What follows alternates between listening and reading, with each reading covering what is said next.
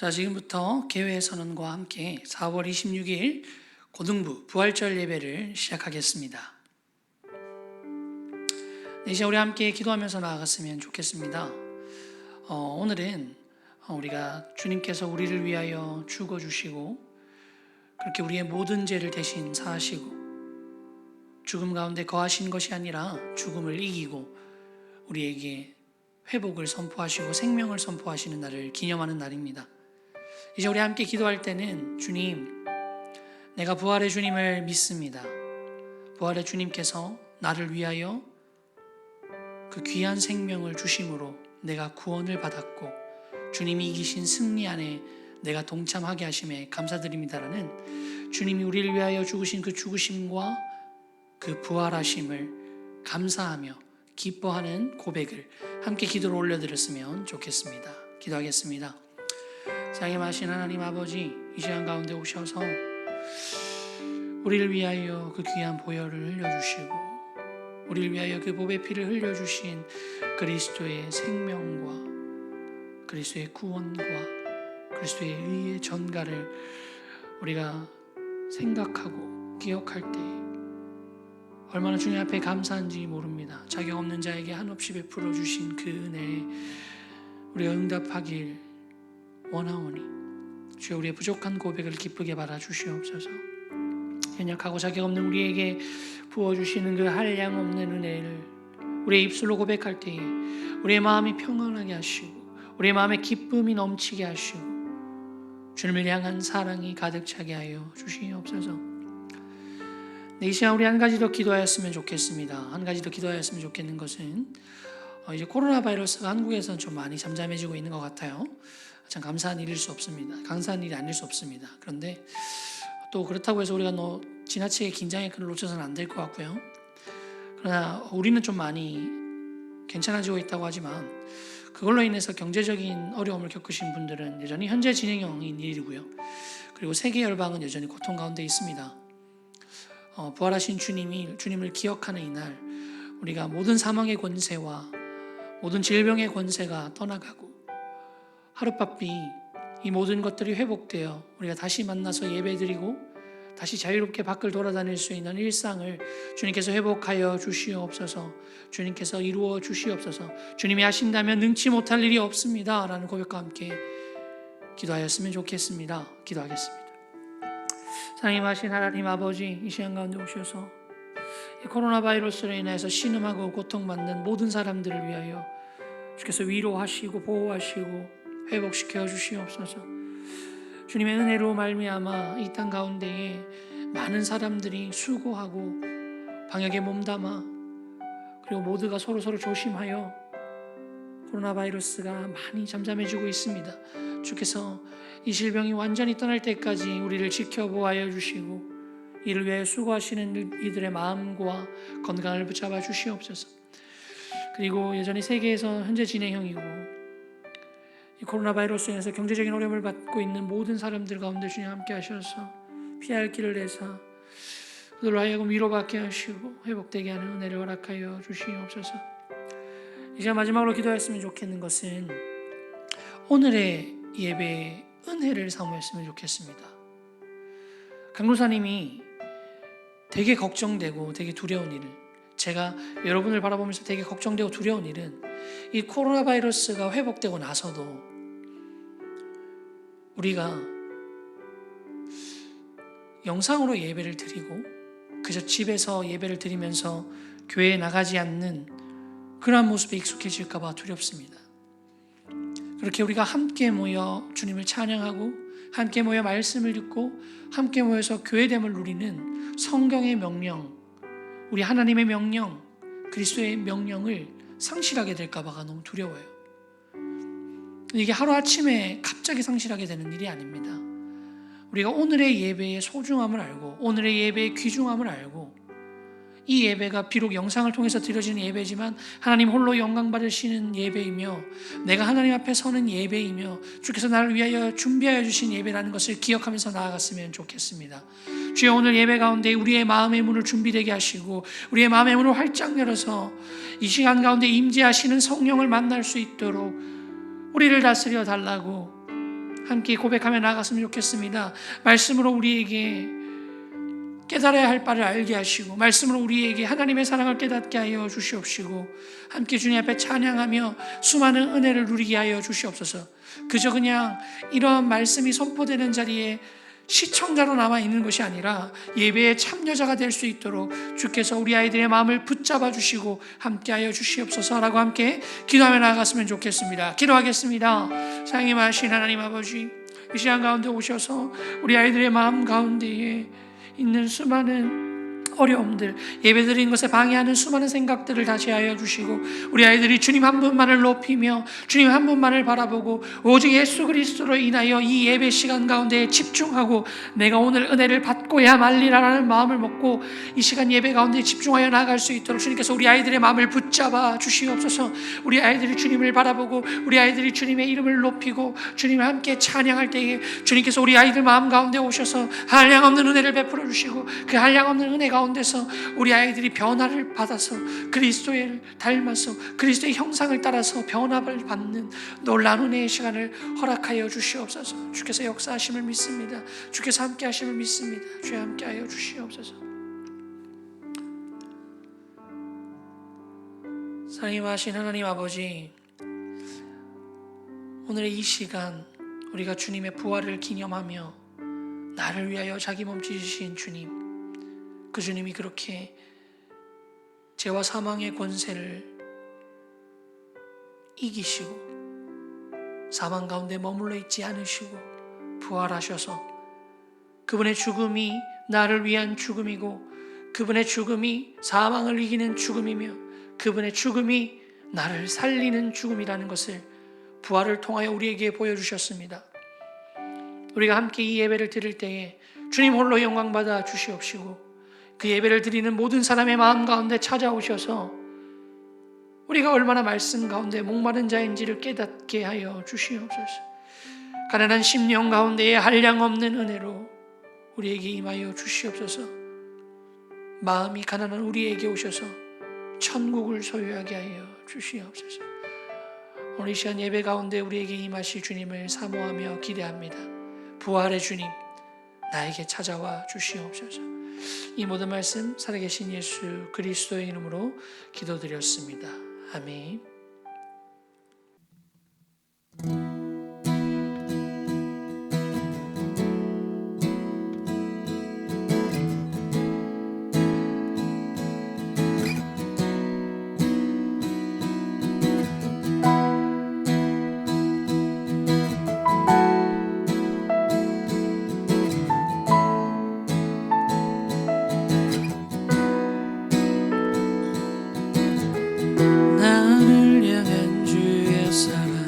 산과 바다에 넘치니 내 마음 열 때 주님 나에게 참 자유 주시네. 늘 진리 속에 거하며 나의 손을 높이 들고 언제나 주님의 사랑을 노래하리. 주의 사랑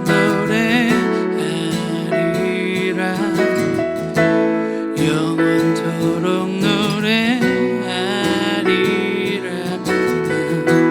주의 사랑 노래하리라. 영원토록 노래하리. 나를 향한 주의 사랑 산과 바다에 넘치니 내 맘 열 때 주님 자유 주셨네. 늘 진리 속에 거하며 나의 손을 높이 들고 언제나 주님의 사랑을 노래하리. 주의 사랑 노래하리라. 영원토록 노래하리라. 주의 사랑 노래하리라. 영원토록 노래하리라. 내가 춤을 출 때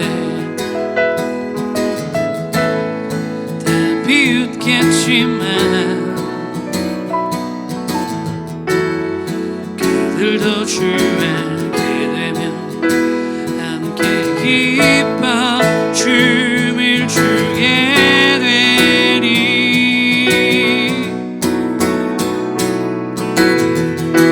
주의 사랑 노래하리라. 영원토록 노래하리라. 주의 사랑 노래하리라. 영원토록 노래. 주의 사랑 노래하리라. 영원토록 노래. 주의 사랑 노래하리라. 영원토록 노래하리라.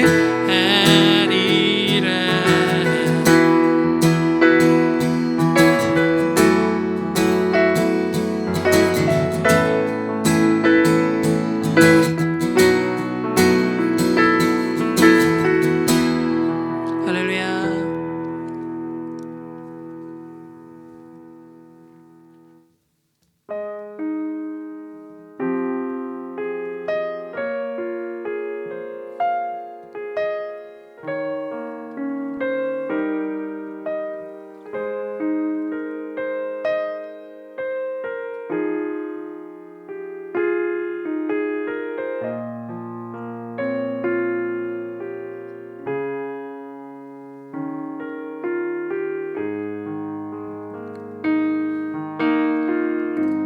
십자가 그 사랑 멀리 떠나서 무너진 나의 삶 속에 잊혀진 주 은혜. 돌 같은 내 마음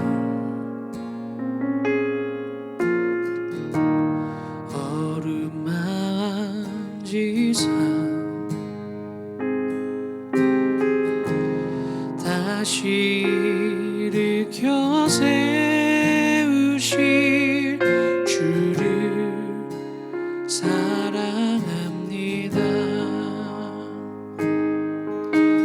주 나를 보아시고 날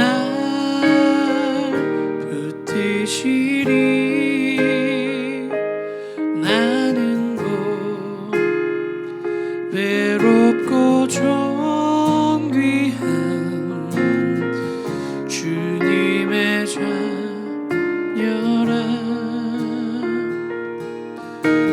주 나를 보아시고 날 붙드시리. 나는 곧 외롭고 존귀한 주의 자녀라.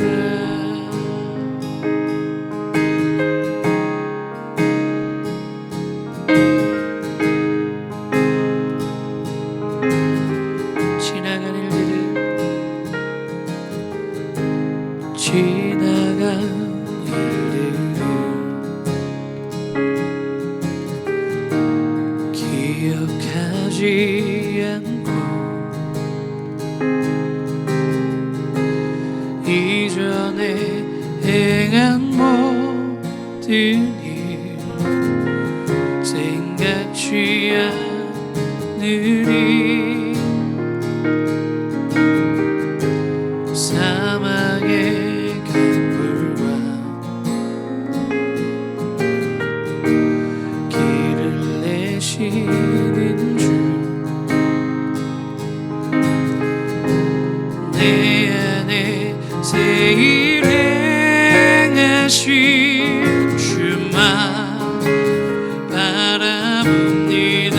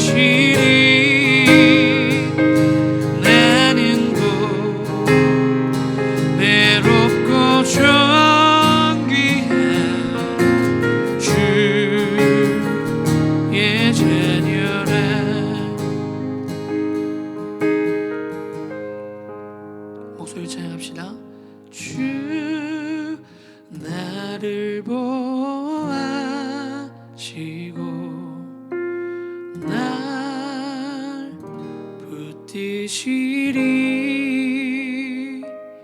나는 보배롭고 존귀한 주님의 자녀라.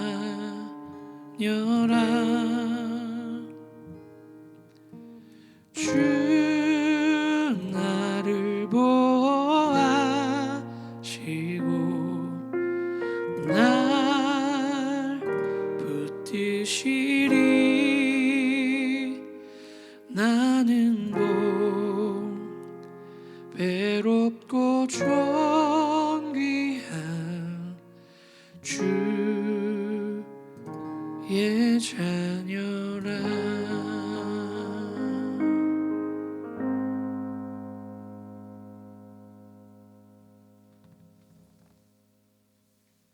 사도신경과 함께 고백하겠습니다. 전능하사 천지를 만드신 하나님 아버지를 내가 믿사오며 우리 주 예수 그리스도를 믿사오니 이는 성령으로 잉태하사 동정녀 마리아에게 나시고 본디오 빌라도에게 고난을 받으사 십자가에 못 박혀 죽으시고 장사한 지 사흘 만에 죽은 자 가운데서 다시 살아나시며 하늘에 오르사 전능하신 하나님 우편에 앉아 계시다가 저리로서 산 자와 죽은 자를 심판하러 오시리라. 성령을 믿사오며 거룩한 공예와 성도가 서로 교통하는 것과 죄를 사하여 주시는 것과 몸이 다시 사는 것과 영원히 사는 것을 믿사옵나이다. 아멘. 네, 이 시간에는 우리 친구들을 위해서 대표 기도해 주신 선생님 나오시겠습니다. 이때 선생님의 입술을 통하여 기도드리지만 우리 공동체의 고백이라고 생각하고 우리가 한 입술과 한 마음을 모아서 함께 기도하며 나아가겠습니다. 사랑의 아버지 하나님, 이 땅에서 저희를 선택하사 주님의 귀한 아들 예수 그리스도의 십자가 보혈로 저희를 구원하셨습니다. 그 거룩함에 감사드립니다. 저희가 세상을 살아가며 혹 주님이 먼저가 아니라 저희가 먼저여서 주님의 마음을 아프게 하였다면 주님 용서하여 주옵소서. 요근자의 코로나 바이러스로 인해 모든 것이 힘듭니다. 예배는 영상으로 드려야 하고 학교도 온라인 수업을 드리고 있습니다. 많은 사람들이 혼란과 갈등을 겪고 있습니다. 하나님, 이 시간 저희가 주님의 말씀을 듣고 읽고 묵상하며 성령님이 함께 하시는 지혜로 모든 것을 해결할 수 있도록 도와주시옵소서. 학업도 건강도 잘 저희가 감당할 수 있게 하여 주시옵시고 주님에 대한 아름다운 믿음도 잘 지킬 수 있게 도와주시옵소서. 또 나의 옆에 힘들어하는 사람이 있다면 눈을 감지 말고 예수 그리스도의 십자가 보혈을 생각하며 함께 갈 수 있는 사랑을 갖게 도와주옵소서. 이 시간 하나님의 말씀을 증거하는 강도사님을 축복하여 주사 저희가 그 말씀으로 인하여서 하나님의 능력과 하나님의 사랑과 하나님의 모든 이에 대한 모든 것에 대한 긍휼을 배우고 따라하며 실천할 수 있는 그런 믿음을 갖기를 원하오며 이 모든 말씀 예수님의 이름으로 기도드리옵나이다. 아멘.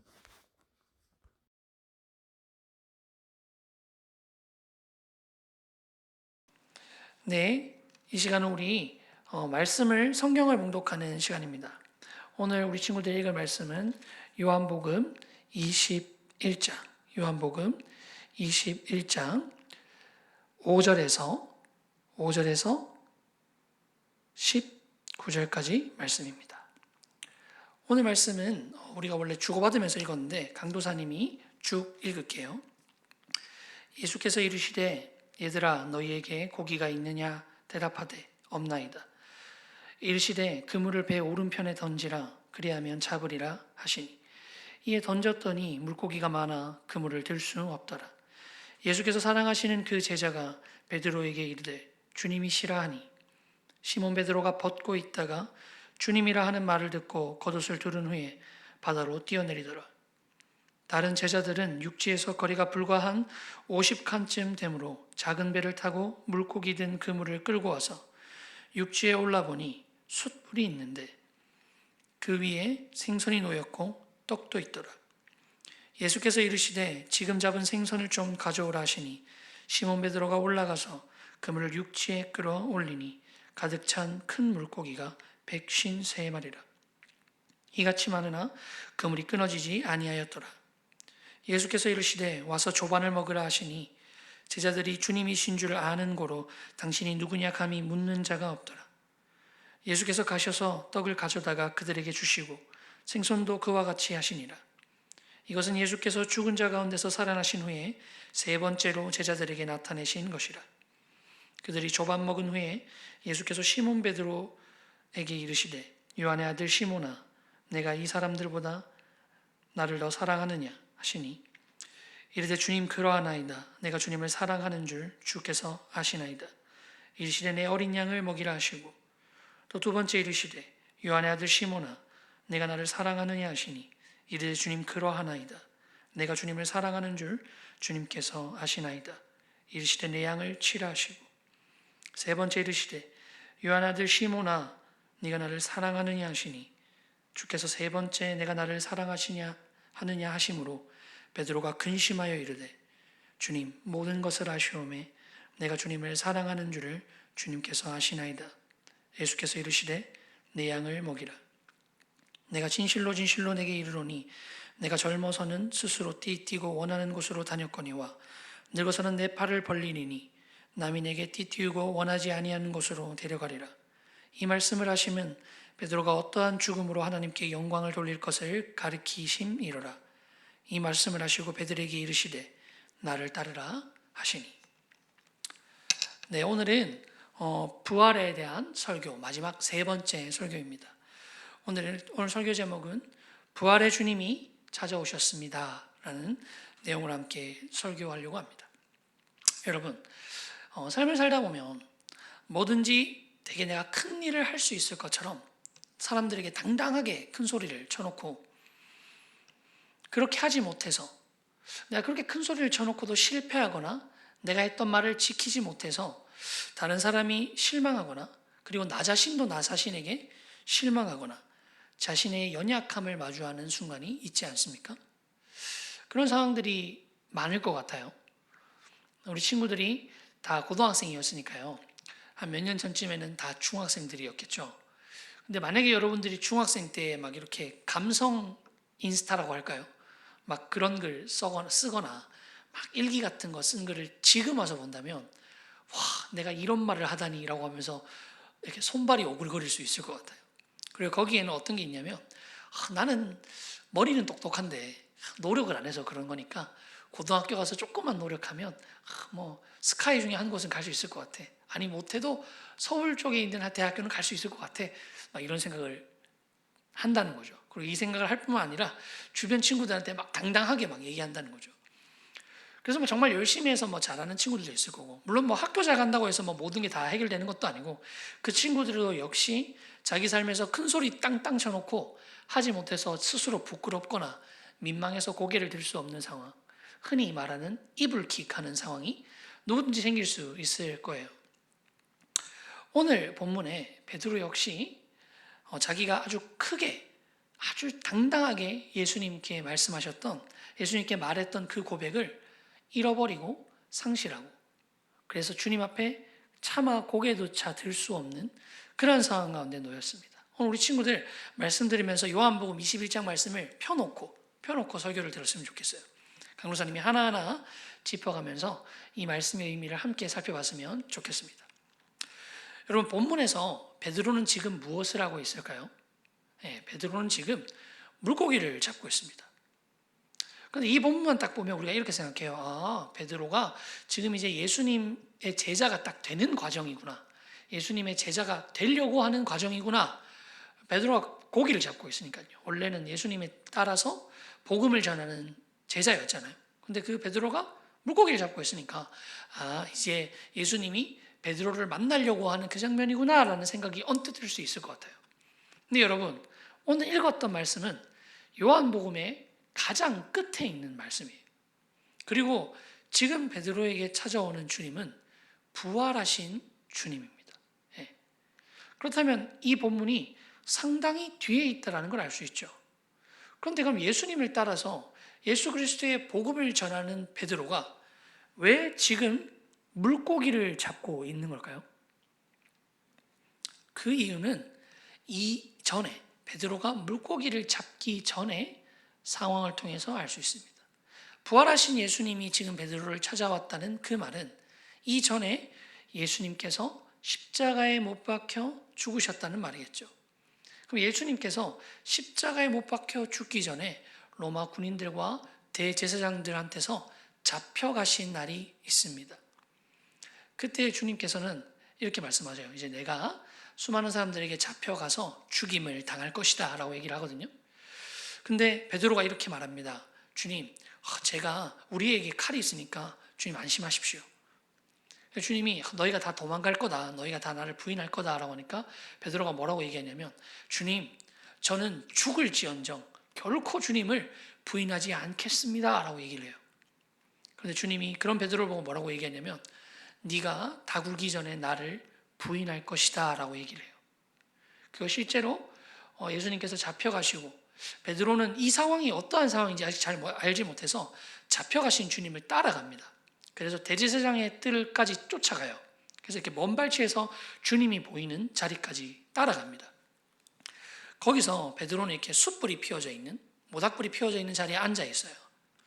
그때 제일 먼저는 여종이라고 하는 어떤 여종이 다가가서 나 이 사람 안다. 이 사람도 저 예수의 도당이다. 이렇게 얘기를 해요. 그래서 베드로가 무슨 소리 하느냐. 난 저 사람 모른다. 이렇게 부인합니다. 그 부인이 나중에는 어떻게까지 되냐면 예수님을 저주하는 수준에까지 이를 정도로 예수님을 부인해요. 그리고 나서 닭이 울거든요. 닭이 딱 우는 순간 베드로는 알았겠죠.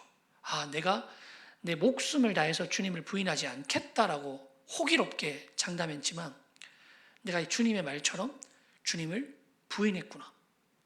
난 정말 부끄러운 자이구나. 난 정말 자격이 없는 자이구나 라고 하면서 베드로가 울며 뛰어나가서 골방에 갇혀서 펑펑 울면서 회개합니다. 그리고 이제 주님께서 부활하셔서 제자들 앞에 나타나세요. 제자들 앞에 나타나는데, 그래서 베드로도 주님을 만납니다. 앞에 이제 요한복음 20장 내용을 보면 부활한 주님을 베드로가 만나거든요. 근데 그럼에도 불구하고 지금 베드로는 물고기를 다시 잡으러 갔다는 거죠. 왜 그럴까? 가만히 생각해 봤을 때 강도사님은 아마 베드로가 자격 없다라고 생각하지 않았을까라는 생각을 해요. 예전에는 예수님의 수석 제자로서 막 칼 빼들고 막 어디든 막 하고, 근데 베드로가 정말 용감한 사람이었거든요. 그렇게 주님 앞에 맨날 따라다니고 주님의 제일 아끼는 세 명의 제자 중에 한 명이었을 뿐만 아니라 주는 그리스도시요 살아계신 하나님의 아들이십니다 라는 고백까지 했던 베드로였어요.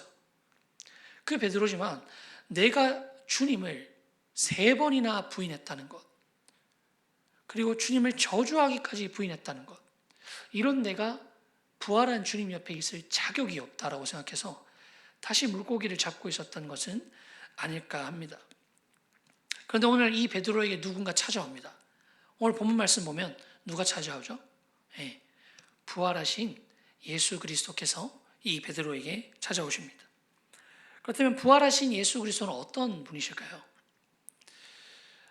예수님께서는 이미 다 알고 계셨어요. 베드로가 자신을 부인할 것은 물론이요, 자신께서 유대인들과 대제사장들에게 넘겨져서 십자가에 못 박혀 죽으실 것이라는 것, 그때 수많은 사람이 예수님을 조롱하고 침뱉을 거라는 것, 그 예수님께서는 죽으시고 장사한 지 사흘 만에 죽은 자 가운데서 다시 살아나실 것이라는 것을 다 알고 계셨어요. 그 말씀하신 바대로 다 이루셨어요. 제자들은 그 말을 믿지 못하고 다 도망갔고요. 복음을 전하면서 끊임없이 그 얘기를 했음에도 불구하고 모든 사람은 다 도망가고 이게 무슨 일이야 라고 하면서 어리둥절해하고 있는데 주님만 혼자서 고독하게 자신이 말씀하신 그 약속을 다 이루셨습니다. 그리고 하나님의 아들이자 그냥 많은 사람들이 원했던 이스라엘의 정치적인 구원자, 지도자가 아니라 온 인류를 구원하신, 온 인류의 죄를 사하시고 죽음을 이기신, 죄와 사망의 권세를 홀로 이기신, 부활하신 주님이 찾아오신 거예요. 그 주변에 얼마나 많은 무리들이 있었습니까? 그 예수님을 따라다니는 제자들이 얼마나 많았습니까? 그런데 그 모든 사람들이 도망가고 아무도 없음에도 불구하고 주님 홀로 그 모든 것들을 이루셨습니다. 그리고 그런 주님이 베드로를 찾아오시는 거예요. 그리고 오늘 말씀에 보면 주님이 베드로에게 아주 큰 호의를 보여주십니다. 그 호의란 무엇일까요? 그 호의는 마치 아무 일도 없다는 듯이 베드로를 찾아오시는 거예요. 오늘 말씀 내용을 쭉 읽으면 예수님이 베드로를 꾸지람하지 않습니다. 그리고 주님이 딱 와서 하시는 말씀이 뭐냐면 물고기를 열심히 잡고 있는 사람들에게 가서 얘들아 너희가 고기가 있느냐라고 물어보세요. 마치 아무 일도 없다는 듯이. 그리고 그물을 너희 배 오른편에 던져라. 그럼 너희가 잡을 것이다 라고 얘기합니다. 그리고 나서 주님 또 하신 말씀이 뭐냐면 지금 잡은 생선을 좀 가져와라.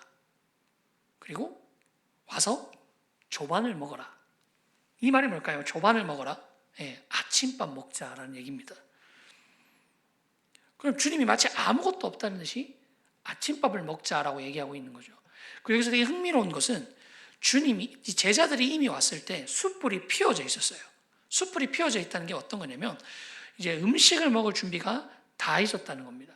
그리고 오늘 말씀에서 13절 말씀을 보면 예수께서 떡을 가져다가 그들에게 주시고 라는 얘기를 하세요. 그러니까 이 모든 음식을 주님께서 다 준비하셨습니다. 9절 말씀에도 보면 여러분 육지에서 제자들이 이제 딱 올라와서 보니까 숯불이 이미 피워져 있고 그 위에 생선이 놓여 있고 떡도 있더라는 거예요. 그러니까 제자들이 열심히 물고기 잡고 있는데 죽음을 이기시고 사망의 권세를 이기시고 그 모든 하나님의 뜻을 이루신 완전한 하나님이시자 완전한 사람이신 위대한 모든 인류의 구원자가 자기를 배반하고 도망간 제자들을 위해서 아침밥을 이렇게 정성스럽게 차려놓은 거예요. 모닥불도 지피고 떡도 구워놓고 고기도 구워놓고 그렇게 하고 있다는 겁니다. 여러분 이때 베드로의 마음이 어땠을까요? 이때 베드로는 과연 어떤 심정이었을까요? 지금 이 분위기가 너무 평온하잖아요. 주님이 막 뭐라 하지도 않고 해가 막 뉘엿뉘엿 뜰 때 조용한 갈릴리 바닷가 호수 물소리가 찰랑찰랑 나고 있고 그래서 모닥불 타닥타닥 소리만 나고 있고 그 고향 호수에 주님이 와서 아침밥 먹자라고 하시면서 아침밥을 이렇게 챙겨줍니다. 이 평온한 분위기인데 저는 베드로가 굉장히 불편했을 것 같아요. 베드로의 마음이 엄청나게 불편했을 것 같습니다. 거기에는 몇 가지 이유가 있어요. 첫 번째는 지금 베드로가 앉아 있는 곳이 어디죠? 예수님과 함께 숯불 앞입니다. 숯불 앞. 예수님이 차려주신 밥상인 숯불 앞이에요. 근데 여러분 흥미로운 게 뭔지 아세요? 베드로가 예수님을 부인했던 그 자리도 숯불 앞이었습니다. 피워놓은 불 앞에서 베드로는 예수님을 부인했거든요. 그럼 베드로는 지금 예수님이 내 앞에 앉아 있고 여기에 작은 불이 피워져 있고 거기 앞에 이렇게 앉아 있어요. 그러면 정말 자연스럽게 자기가 예수님을 부인했던 얼마 전에 그때의 사건이 너무나도 잘 떠오르지 않겠습니까? 거기다가 예수님이 내 너 그럴 줄 알았다. 내 말이 맞지? 이렇게 얘기하셨으면 차라리 마음이 편할 것 같아. 근데 그러지 않고 조용히 그냥 평온하게 속 들리는 소리하고는 철썩 타닥타닥 이 소리에서 주님이 인자한 표정으로 떡을 주시고 고기를 주시면 저는 죽을 것 같을 것 같아요. 너무 막 미안하고 너무 막 죄송하고 고기도 못 들겠고 막 죽을 것 같은 거예요. 정말 죄책감이 엄청나게 크게 느껴지지 않겠습니까? 내가 이런 분을 부인했다니. 내가 이런 분의 수석 제자인 것을 자청했다니. 얼마나 부끄럽겠습니까?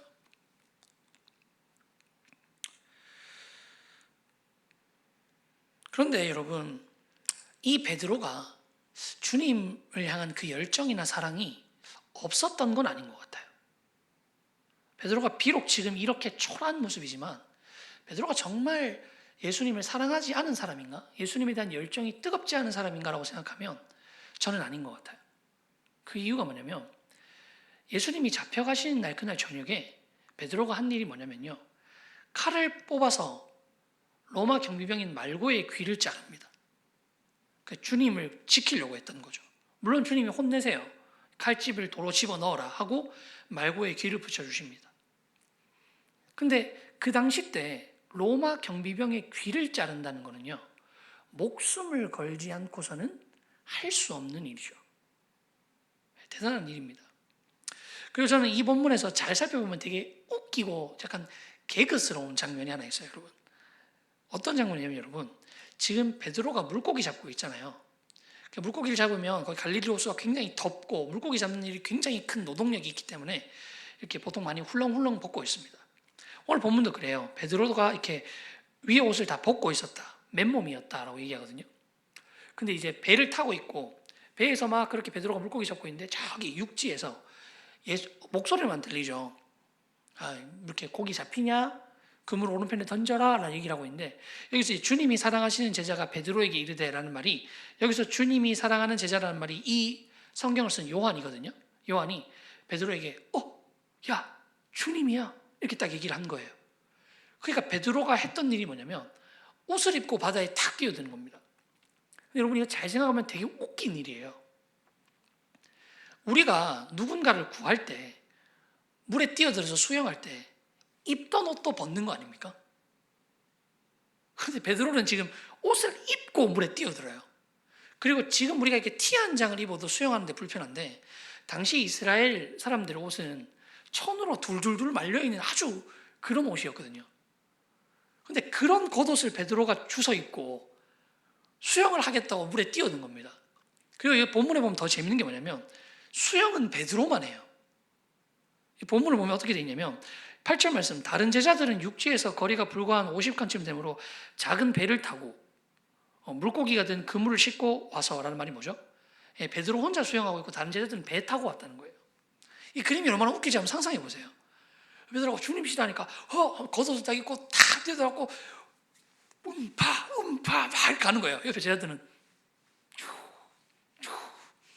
이렇게 하고 있고요. 이 그림이 되게 웃길 것 같지 않습니까? 그런데 이게 사실은 베드로가 얼마나 주님을 존경하는가, 베드로가 얼마나 주님을 사랑하는가에 대한 표현이에요. 그 이유가 뭐냐면 당시에 존경하는 스승, 내가 사랑하는 스승이 앞에 서면 벗고 있는 겉옷을 갖추어 입는 게 그 스승에 대한 존경의 표시였습니다.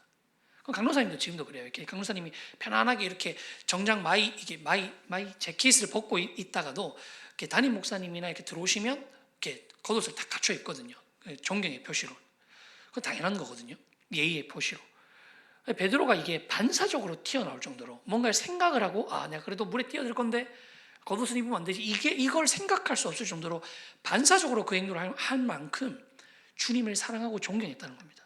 그리고 다른 제자들은 그냥 이렇게 가면 되지라고 하는데 베드로는 그걸 순간을 참을 수 없어가지고 막 물에 뛰어들 만큼 주님을 사랑했다는 거죠. 근데 여러분 이 장면이 되게 웃긴 게 그렇게 주님 앞에 딱 섰을 때 베드로의 꼴이 웃겼을 거라는 거예요. 다른 제자들은요 배를 타고 왔잖아요. 옷도 안 젖었죠. 뽀송뽀송하잖아요. 그럼 얼마나 주님 앞에서 좀 그래도 제자답게 딱 갖춰가지고 이렇게 딱 있겠습니까? 근데 베드로는요 수영하고 왔잖아요. 거기다가 겉옷을 입고 수영을 했잖아요. 그럼 거의 물미역으로 온몸에 감고 있는 것처럼 주님 앞에 나왔겠죠.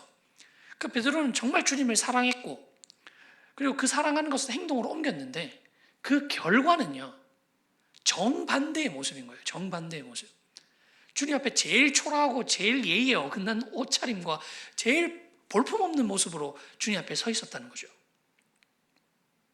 그런데 여러분 이런 베드로의 지금 옷차림이 지금 베드로의 상태랑 똑같은 거예요.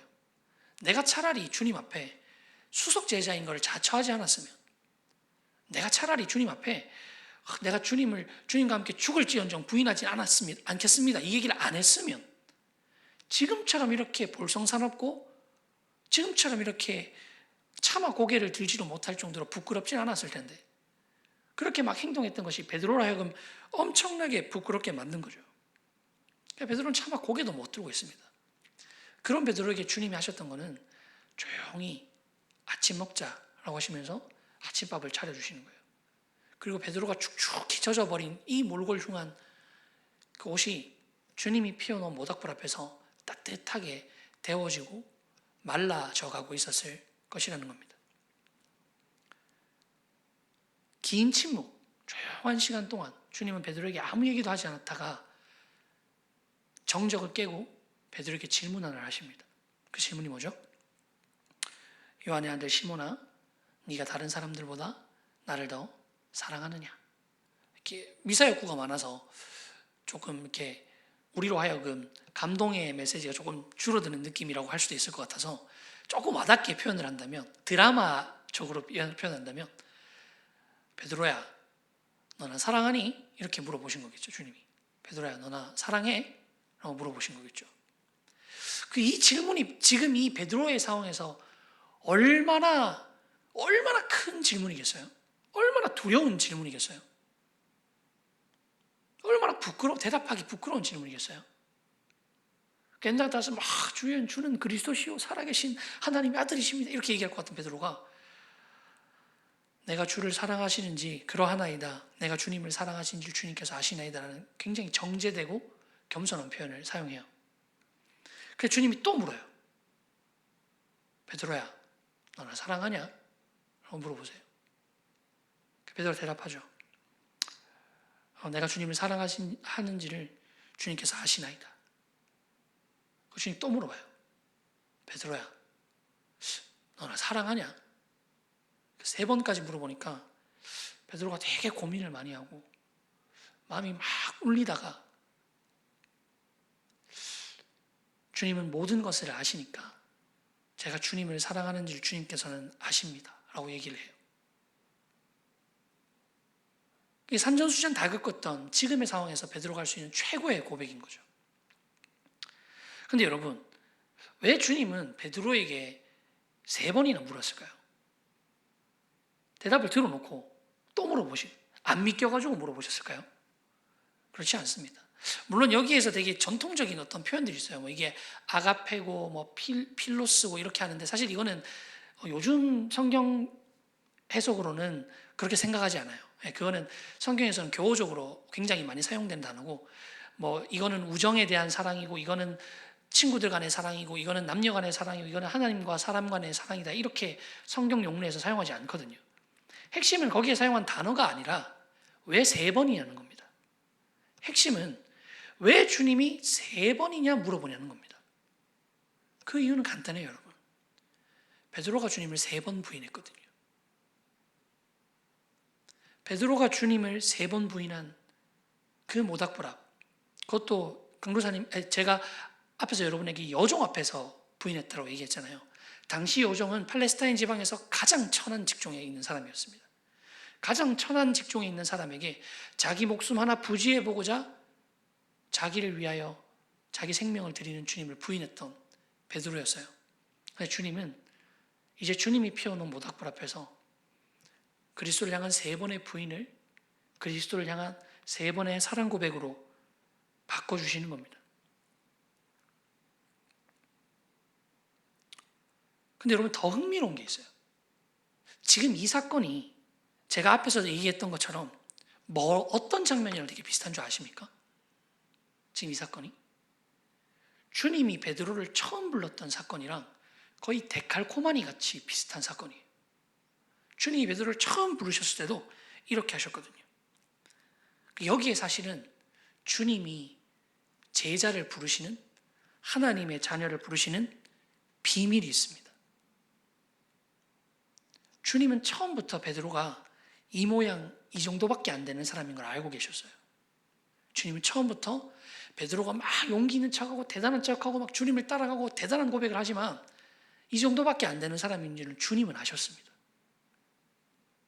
그거 알고 베드로 찾아가신 거예요. 베드로는 이런 생각했습니다. 내가 이것 좀 잘하고 내가 남들보다 좀 용감하고 내가 남들보다 좀 담대하게 주님을 주님을 따라다닐 수 있고 주님을 위해서 배도 버리고 그물도 버리고, 사실 그거 대단한 거거든요. 당시에 배가 있고 그물, 어부였으니까 가난했겠지. 아니에요. 당시 베드로 정도로 자기 배가 있고 자기 그물이 있으면 중산층 이상의 삶을 사는 사람이었습니다. 그 사람이 자기 재산 다 버리고 주님을 쫓아다니는 열정, 그 뜨거운 마음, 그거 보고 주님이 그래도 나를 수석 제자로 삼아주셨겠지. 나의 이 마음을 보고 주님이 나를 사용하시겠지라고 생각했는데, 주님의 지금 이 사건을 통한 대답이 뭐냐면, 아니 그거 아니라고 얘기하세요. 나는 처음부터 네가 이렇게 웃긴 몰골로 내 앞에 설 줄 알고 있었다는 얘기를 하시는 겁니다. 그럼 주님이 베드로를 왜 부르셨을까요? 그럼 주님이 베드로를 왜 제자 삼으셨을까요? 힌트가 바로 여기 있는 겁니다. 주님이 지금 부활하셔서 베드로를 처음 제자 삼으셨던 모습을 일부러 재현하고 계세요. 그러면서 베드로에게 딱 한 가지만 물어보십니다. 그게 뭘까요? 네가 나를 사랑하느냐? 네가 나를 진정으로 사랑하느냐? 이게 베드로가 주님께 내가 주님을 사랑한다라고 고백하고 나서 주님이 그 고백을 하는 베드로에게 뭐라고 얘기한 줄 아십니까? 본문에 보면 내 양을 먹이라, 내 양을 치라, 내 양을 먹이라 라고 얘기를 하십니다. 이 말들이 뭐냐면, 이제 네가 하나님 나라의 일을 할 준비가 되었다. 이제 네가 교회를 세우고 그리스도의 복음을 전할 준비가 되었다라는 얘기예요.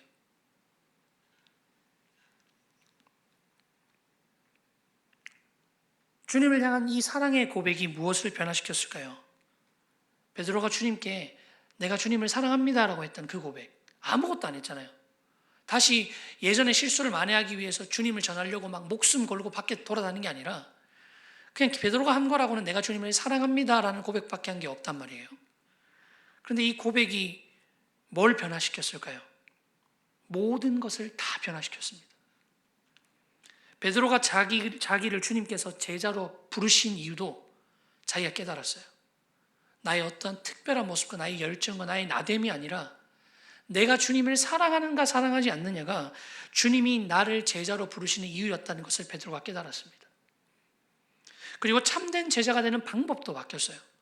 예전에 열정 있고 주님 때문에 목숨 걸고 칼뺄 들어가지고 언제나 싸울 준비가 되어 있는 사람이 제자가 될 수 있다고 생각했는데, 그게 아니라 주님을 사랑하는 것이 참된 제자가 되는 방법이라는 것을 깨달았습니다.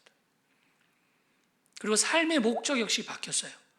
예전에 베드로는 주님이 제도적인 메시아가 되어서 로마로부터 이스라엘을 구원해내면 자기가 그 옆에 있는 부관이나 또 괜찮은 자리를 할 줄 알았어요. 그러니까 주님의 목적은 그게 아니라 온 인류를 자기 생명을 대신 지불하여 구원하시는 것이었고, 베드로가 그런 주님의 사랑을 깨닫고 나서 자기를 위해서 사는 삶이 아니라 주님으로 내가 흥하는 삶이 아니라 주님께 모든 걸 맡기는 삶으로 변화되었다는 겁니다. 그게 우리가 오늘 읽었던 19절, 18절에 나오는 내용들이에요. 이제는 내가 내 원하는 곳에 띠띠고 가는 것이 아니라 주님이 띠띠어 주시는 곳에 따라간다는 겁니다. 말씀을 정리하겠습니다. 여러분, 주님은 죽기 위해 태어난 분이세요. 그 죽음은요, 자기를 배반하고 주님을 주인으로 모시기를 거절했던 사람들, 자기 스스로 왕되어서 마음대로 살고자 했던 온 우주의 창조자에 대한 반역자들을, 그 자들을 구원해 주시기 위한 죽음이었습니다. 그러면서도 그 반역자들을 살려주기 위한 죽음이신데도 그 죽음의 과정에서 그 수많은 반역자들의 조롱과 멸시와 손가락질 가운데서도 아무런 변명 한마디 없이 죽어주셨어요. 주님을 따르는 것 같았고 주님께 충성돼 보였던 수많은 사람들 역시 모두 다 도망가 버렸습니다. 모든 사람이 주님의 뜻을 알지 못했고 의심했고 도망쳤습니다. 그분이 가장 아끼는 제자들조차 말이죠. 사람이 원래 이 모양이에요. 큰 소리 치고 뭐 대단한 거 하겠다고 하지만 사실 부딪히고 나면 이 핑계 저 핑계 돼가면서 살궁리를 찾아다니게 바쁜 게 바로 우리입니다. 그렇게 주님의 품 안에서 긴 세월을 보내놓고도, 많은 은혜를 받아놓고도 또다시 그런 죄를 반복하는 게 바로 우리예요. 그러나 주님은 우리의 이런 연약함과 관계없이 홀로 고독히 십자가를 지십니다. 그리고 홀로 사망을 이기십니다. 아니 어쩌면 우리로서는 도무지 할 수 없고 그분 곁에 설 수도 없다는 걸 아셨기에 그분이 직접 내려오셔서 묵묵히 그 길을 걸어가신 거예요. 그리고 다 이루셨습니다. 그렇게 모든 죄와 사망의 권세가 끊어지고 그분은 죽음을 이기시고 부활하셔서 우리를 찾아오셨습니다. 우리가 이런 주님 앞에 볼낯이 없고 감히 설 수도 없고 그래서 고개 숙이고 있고 주님을 바라보기가 부끄러워서 두려워서 주님을 마주치기를 거절하고 나의 자격 없음에 좌절하며 삶의 현장 가운데서 꺾여 부딪히고 슬그머니 도망쳐버렸던 내 스스로가 두렵고 떨리지만 오늘 본문의 베드로가 예수님을 찾아가는 것이 아니라 부활하신 예수 그리스도께서 이렇게 부끄러워하고 두려워하는 베드로를 찾아가셨던 것처럼 주님이 부활의 주님이 오늘 우리를 찾아오셨습니다. 이제 우리는 스스로 자격 없음을 알고 부끄러워하며 오히려 그 호의를 부담스러워까지 하는 말도 안 되는 만행이자 사치를 부리고 있어요. 그럼에도 불구하고 주님은 그럼 우리가 우리가 차마 주님을 보지 못하겠습니다, 부끄러워 숨겠습니다 라고 하는 우리를 기어이 찾아오십니다. 사탄의 승리하시고 죽음을 이기신 주님께서 내가 이 승리를 너희에게 주겠다고 찾아오시는 거예요. 그리고 주님은 아무 일 없다는 듯이 변함없는 사랑을 우리에게 보여주십니다. 마치 베드로에게 변함없이 따뜻한 아침밥을 차려주시면서 사랑의 손길로 행했던 것처럼 말이죠. 그렇게 지금도 우리 옆에 계십니다. 아무런 자격 없는 우리에게 그분이 물으시는 것, 그분이 요구하시는 것은 딱 하나입니다. 네가 나를 사랑하느냐? 너 정말 나 사랑하니? 베드로가 이 질문에 내가 주님을 사랑하는지를 주님께서 아십니다 라고 대답하자 주님은 여종 앞에서도 자신이 살고자 도망쳤던 베드로를 위대한 초대교회의 지도자로, 복음의 사도로, 하나님 나라의 귀한 일꾼이 되게 만드셨습니다. 베드로의 능력이 아니라 베드로를 고백하게 하셨던 주님의 능력으로 말이죠. 네가 나를 사랑하느냐? 주님이 지금도 우리에게 물으십니다. 우리는 무엇이라고 대답하겠습니까? 모든 능력과 새 생명의 소망은 나로부터 나오는 것이 아니라 모두 부활의 주님이 주시는 거예요. 이제 우리는 주님을 사랑함으로 그 품에 달려가고 안길 때 부활의 주님께서 홀로 이루신 그 모든 은혜와 의를 우리에게 주십니다. 이것저것 붙잡은 거 다 내려놓고요, 내가 하나님을 사랑하는지 한번 돌아봅시다. 내가 이거 잘하고 저거 잘하고 이 정도면 하나님이 날 예뻐하시겠지, 이런 거 다 내려놓고요, 내가 진심으로 하나님을 사랑하는지 돌아봅시다. 사랑하지 못하는 것 같으면요, 사랑하게 해달라고 기도합시다. 그리고 주님의 사랑을 알 수 있도록 말씀을 읽고 배우고 행하고 그런 시간들을 계획하고 소망했으면 좋겠습니다. 하나님을 사랑하지 못하는 이유 중 가장 큰 것은요, 어쩌면 하나님이 우리에게 하신 일을 모르기 때문이에요. 하나님이 나를 얼마나 사랑하시는지를 모르기 때문에 하나님을 사랑하지 못하는 것입니다. 주님이 날 위해 하신 일이 정확하게 어떠한 것들이고 그것이 나에게 어떠한 영향을 주는지, 이제 그 복 안에서 사는 삶이란 어떤 것인지를 모르기 때문이에요. 이것을 몰라서 내가 아직 주님을 사랑하지 못하고 있는 것 같은 친구는 꼭 소망하는 마음으로 주님이 우리를 위하여 하신 일과 그 일이 나에게 어떠한 영향을 미치고 지금의 오늘의 나의 삶을 어떻게 변화시켜 나가는지를 꼭 배웠으면 좋겠습니다. 주님의 사랑을 배우기 위하여 복음이 선포되는 자리, 말씀이 가르쳐지는 자리를 사모하고 가서 들으십시오. 교회가 정상화가 되고 나서 교회가 하는 모임에 참석할 마음의 준비와 다짐을 지금부터 가지셔야 됩니다. 그리고 정상화 이후 교회에서 복음을 배우고 하나님의 사랑을 느낄 수 있는 모든 기회가 주어졌다면 마치 내가 도약을 위해서 움츠렸던 것처럼 언제든지 달려 들어가서 하나님의 사랑을 알고 배워가야만 하는 겁니다. 이 모든 것들을 우리의 마음속에서 세워야 되는 계획이라면 지금 당장 우리가 할 수 있는 적용이 무엇일까요? 여러분, 이 설교가 끝나고 이 예배가 끝이 나면 우리가 지금 미루지 말고요, 설교 다 끝나고 주기도문 다 끝나고 나면 주님을 사랑하는 사랑의 고백을 기도로 한번 올려드립시다. 서툴러도 부족해도 상관없어요. 나의 이 작은 믿음 주님 앞에 드려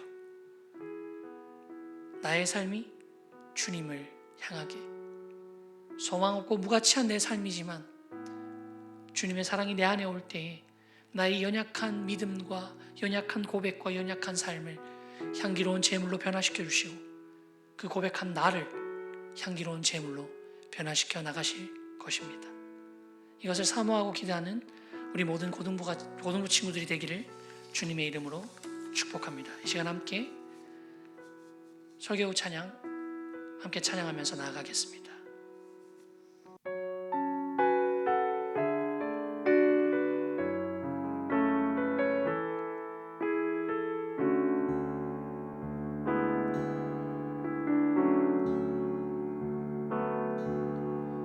소망 없는 내 삶에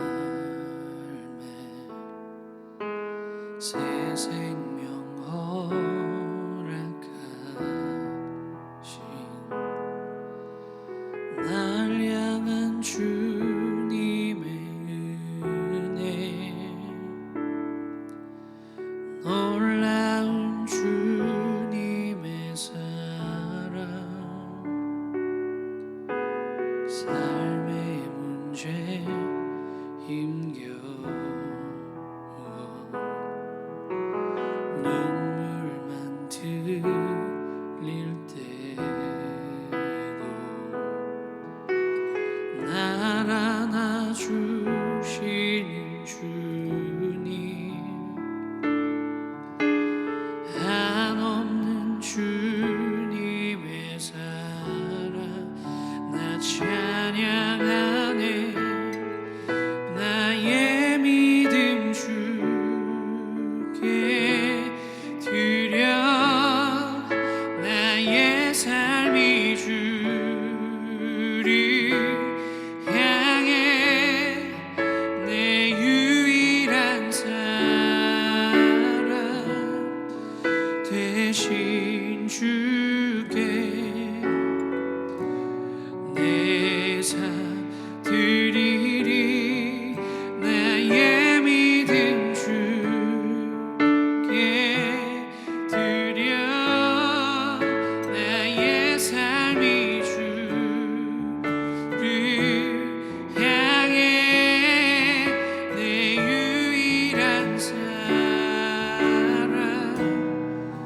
되신 주께 내 삶 드리리.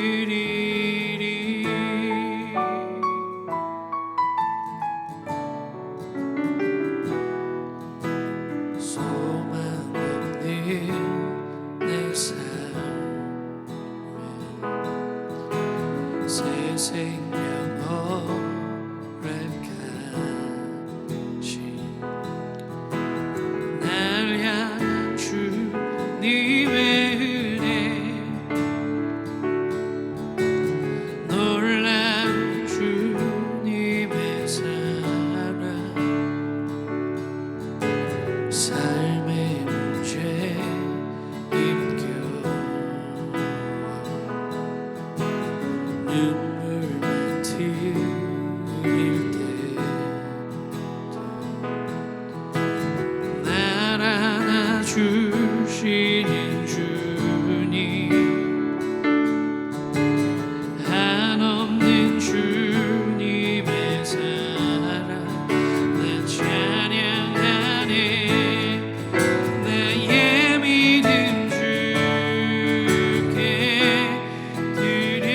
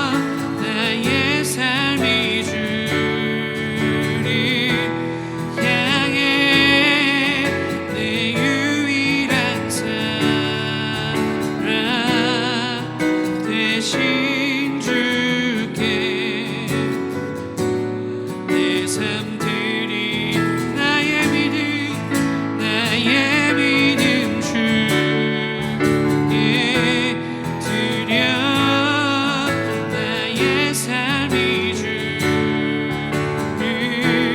향해 내 유일한 사랑 대신 주께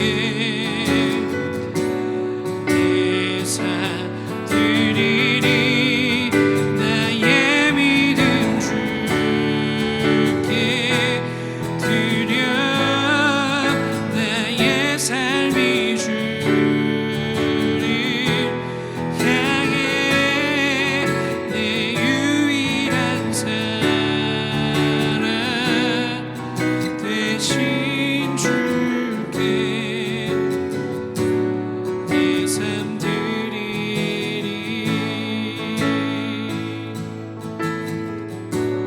내 삶 드리리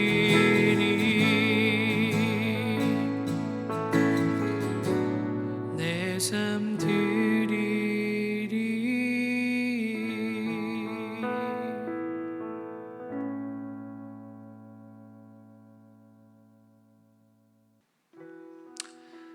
사랑이 많으신 주님, 우리가 무엇이길래 주님이 우리를 이렇게 사랑하십니까? 주님을 떠나고 버리고 내 삶에 조금 어려움이 생기고 힘든 일이 생기고